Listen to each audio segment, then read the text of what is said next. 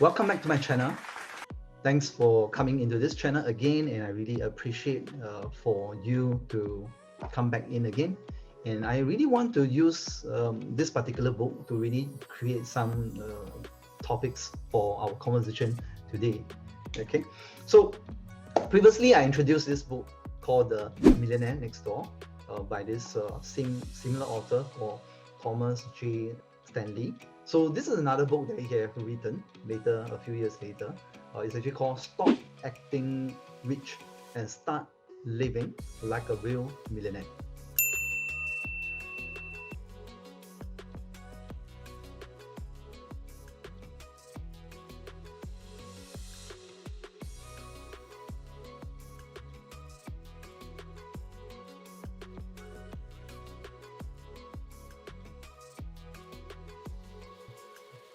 Okay, so remember I said he actually share with us this wealth equation, and I think it's very important. I'm going to put it on the side over here. It's basically like what should be your net worth at your current age. So he actually said that just use 10% of your age. Okay, let's say for me, I'm in my 40, right? So 10% of my age is what, 4.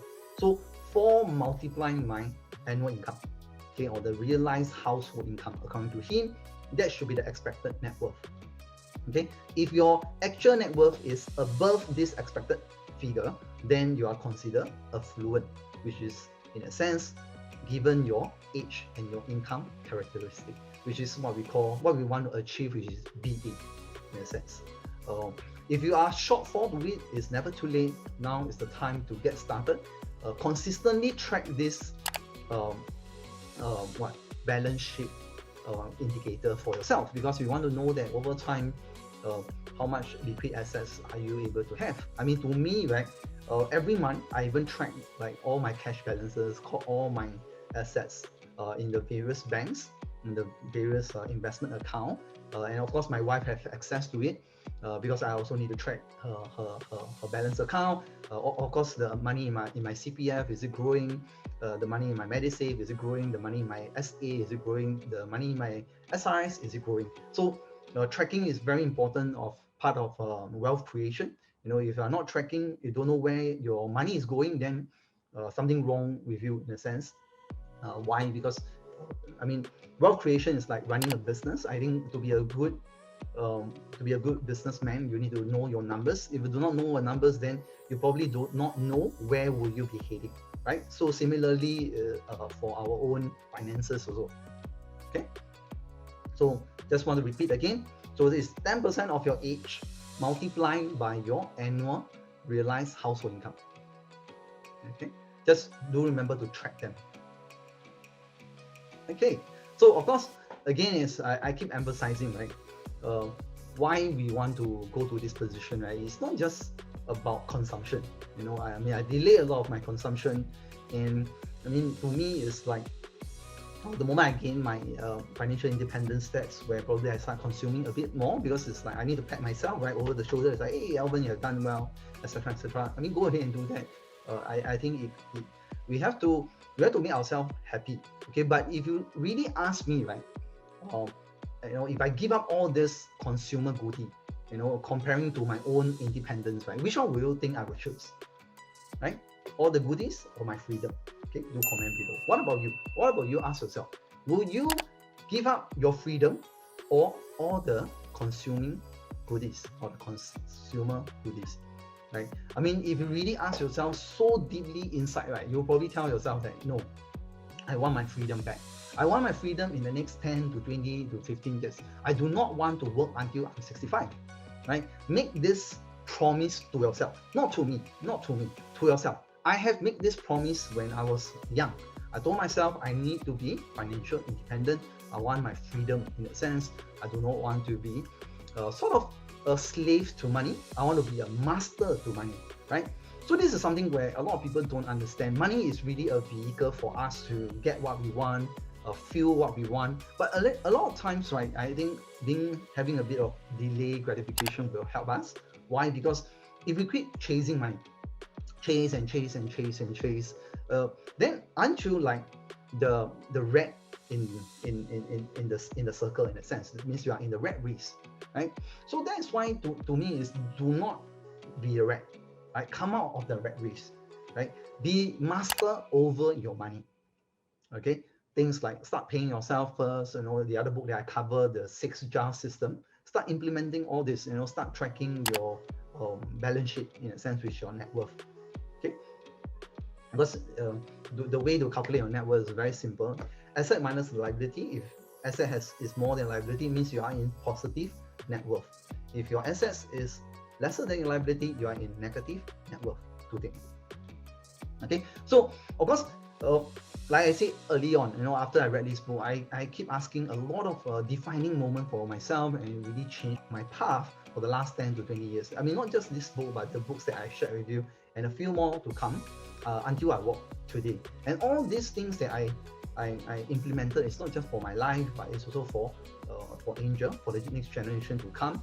And I really like you to be part of this journey together. Share with me your answer for these few questions. Okay, so I'm going to ask you 3 questions. Okay, question number 1: do decide today whether do you want to be AI, which is income affluent, or balance sheet affluent, BA, or third option, even both, like both of them. Why not both, right? So tell me this answer. I really want to know, because and also give me your reasons also, because I want to be part of that journey.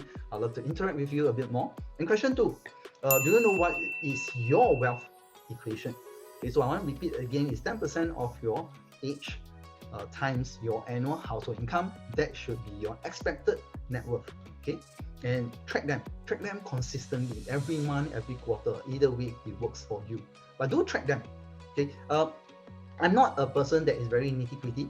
I just want to know that my cash accounts are every month is growing in a certain percentage. Of course, if you want to really get it started, like back then, what I did is I really make sure that every month there's a certain amount of cash that is increased in my cash balance.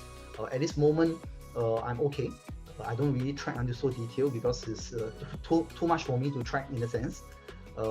And of course, do track them. I mean, I have built a system that I think it falls in place. You can always use a spreadsheet, a simple one, and just create it yourself. Okay, and the last question is very important, right?